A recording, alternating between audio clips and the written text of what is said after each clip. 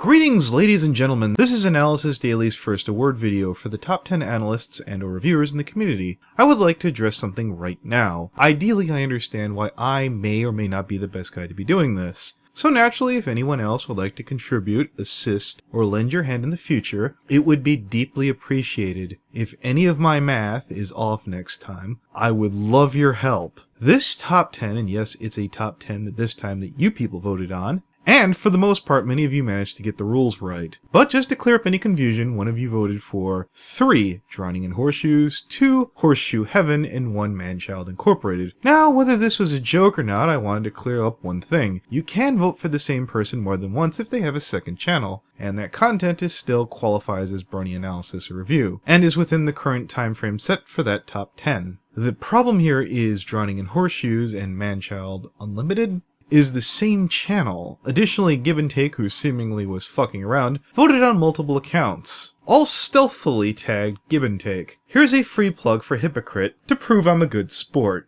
Now onto the actual top 10. Number 8. Judgment Day and the Burning Donut. Yeah, I know I said top 10, but it just so happens that there's a few ties. I'd like to thank my audience for introducing me to Judgment Day Brony, whose channel started back in 2013, and his first video came out in April 8th, 2014, with his first analysis video becoming November 22nd of that same year. Judgment Day has a cool, calm, refined tone. That tone sounding very sophisticated and Cambridge Elite scholared. Per episodes in the first 2 seasons. This makes sense considering the fact that most Applejack episodes have her share the spotlight with another character. The music is very delightful and doesn't distract or detract from his message. The piece expands on character to a damn near exhaustive yet insightful length. Faust has made it clear that in her conception of the show's universe, Applejack's parents are dead. This aspect of Applejack's backstory has been implied since the very first episode. We see that Applejack's extended family have gathered for the Apple family reunion, but no parents are ever identified. This becomes even more suggestive when one considers the fact that, unlike the rest of the main 6, Applejack does live with her immediate family. I have to admit I am a little ashamed I didn't already know about Judgment Day, but given the time and the exposure, I think it's very safe to say he'll become one of my favorites. And I hope you all deeply consider giving him not only a look, but a chance to grow, as I feel he could easily fill the void of those who came and left before him. As always, I can safely say his work was sponsored by actual effort. The Burning Donut. In spite of lacking a stable household, the Burning Donut has been an amazing podcaster, an artist worthy of note, but also someone who soundly earned my jealousy by not only being insightful, but funny. Well, it's because, quite frankly, a lot of you dumb motherfuckers are just not satisfied. That's right, I can't tell you how many people I hear saying the same thing. Oh my god, the cutie marks, they're the same. What's going on? Not to mention a whole lot of pseudo-analysis who are all like, oh, well, hey, you remember all those skills and stuff that they were doing? Well, I guess that's just a mystery. As you can clearly see, the Burning Donut is always open to polite, calm, reserved discussion, and open to all viewpoints and opinions. The Burning Donut's boisterous American flamboyant charm is never in short order, and I've never walked away from one of his videos without complete satisfaction. If you have an open mind for the more blunt views of analysis and review, I think you'll like the Burning Donut as well. Number 7, Dr. Wolf and Lily Peet. You know, I don't entirely remember the first time I discovered Lily, but the good news is, Lily, with the exception of a brief intermission to revamp her format, a lot of work that has essentially been a long time coming. I've had to do this for a while, and I've been putting it off and putting it off and putting it off.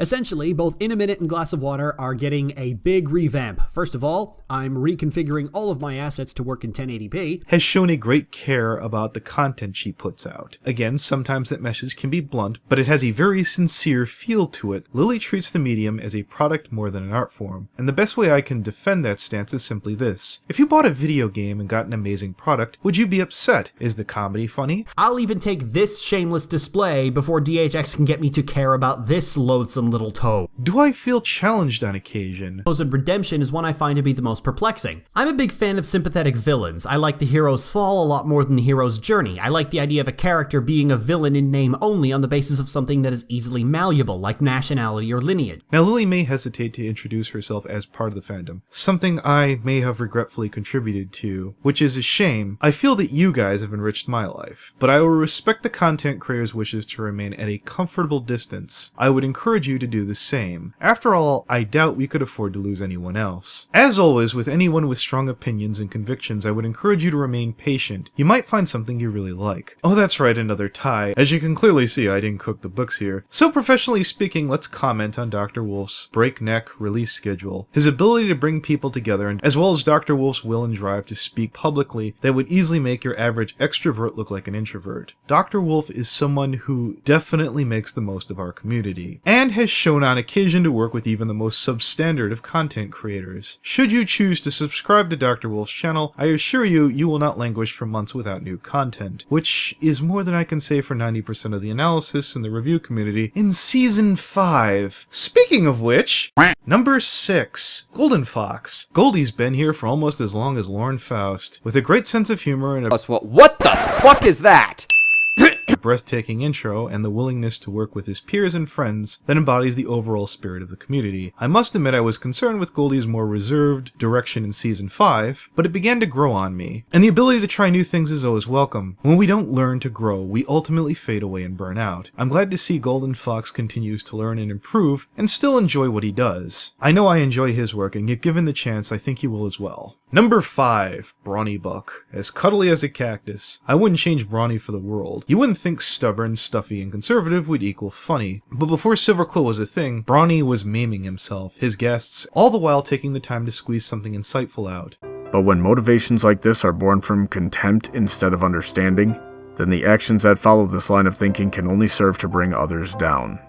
As we discussed during the Cutie Map, philosophies such as Starlight's focus on controlling and limiting others for the sake of avoiding conflict, causing stagnation and dysfunction which will inevitably cause its own type of conflict, and leave those who are subject to it with no way of defending themselves. You want an endorsement? I've seen people who don't like Brawny laugh at his content. If you can make your enemies smile, you're certainly doing something right. Number 4, Manga Common. I want to apologize for the first time, the second time, the third, well, you get the idea. I passed over Manga Common's channel. I don't know if it was the color scheme, or if that was literally the ugliest pony I'd ever seen, but I'll touch on that further up on the list. For whatever reason, I was just too stupid and stubborn to look at something different. I'm sorry. Manga Common isn't simply an amazing artist. He isn't simply an amazing animator, but he's a good friend, whose people skills even output an old windbag like myself.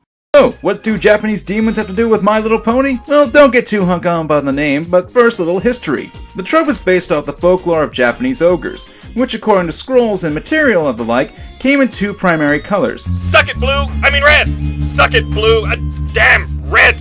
The trope is used to have either 2 characters and factions to have some sort of connection to each other, familial ties, rivals, friends, and the like, and will often cause confrontation between characters. Manga Common's quality is growing and growing, and I can only see him eclipsing all of his peers, well, all the ones without feathers. Number 3, Tyandaga. You know the guy I whined and whined was criminally underrated and should totally get featured on Equestria Daily? Well, it happened, so I want to take this opportunity to thank the EQD staff, who without their nightly roundup I never would have found Ty in the first place, as much as I'd like to whine like an entitled Tumblrina. I want to thank Tyandaga for continuing to grow as an artist, and more importantly, not just sticking to one medium. Brony Analysis brought me to MLP-FIM. For successful games now than they were years ago. Then comes Undertale. Admittedly, I wouldn't have even heard of Undertale if it hadn't been for friends praising this game like a fresh batch of cookies hot out of the oven. At a first glance, it doesn't look to be anything special. Very simple looking graphics taken right out of the 16-bit era were admittedly not a draw for me in the beginning. And I'm glad to see that medium continuing to bring me to new horizons. If you like to have your horizons broadened, this is the channel for you. Or if you just like really cute and adorable artwork. As much as I hate to admit it, being bold doesn't mean you can't be nice. To point, it's no secret that this game prides itself on its story elements. The game has a tale to tell, and Undertale most certainly delivered. As you make your way through the game, you learn more and more of why the monsters are trapped in the underground, how they're coping with it, and how they're trying to get out. But above all, who they are. Never have I ever seen such a cast of characters, not only in a video game, but in any form of entertainment. Take it from me, I have difficulty remembering the names of characters in almost everything I read. So thanks, Ty, for making edgelords like myself seeming a bit more needless. Number 2, Silver Quill. I'll say that again. Number 2, Silver Quill. You know, I kept thinking how I was going to work around putting Silver Quill at number 1. An amazing artist, a great comedian.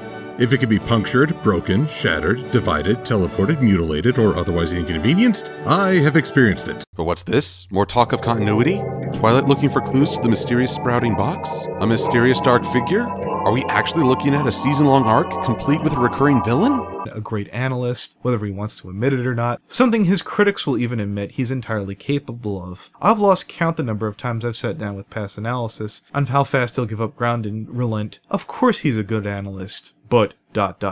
Silver Quill has been the element of success, as well as an amazingly good sport, as well as an amazing ambassador for the community, and that's if he lets us call him one of our greatest analysts. I will be honest, the first time I saw Silver Quill, I was apprehensive to click on his work, because I thought he might be one of those weird furry people, you know, like the Theburningdonut. Thankfully he's not.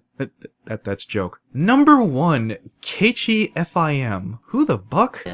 12 seconds later. Keychi is easily the coolest brown pony with purple hair I've ever seen. But all joking aside, I find some of her sight gags delightful and good humor, and has all the talent of a young budding Silver Quill. And I see a lot of room to grow. And here I thought they were going through with a major change that would totally rock the boat and make for an interesting conflict between Rarity's obligations in Ponyville and her personal aspirations. You know, I don't think we've ever gotten to see any real interactions between Rarity and Pinkie Pie. When you think about it, they both are technically creative type ponies. It would be cool to see them collaborate on some kind of a project.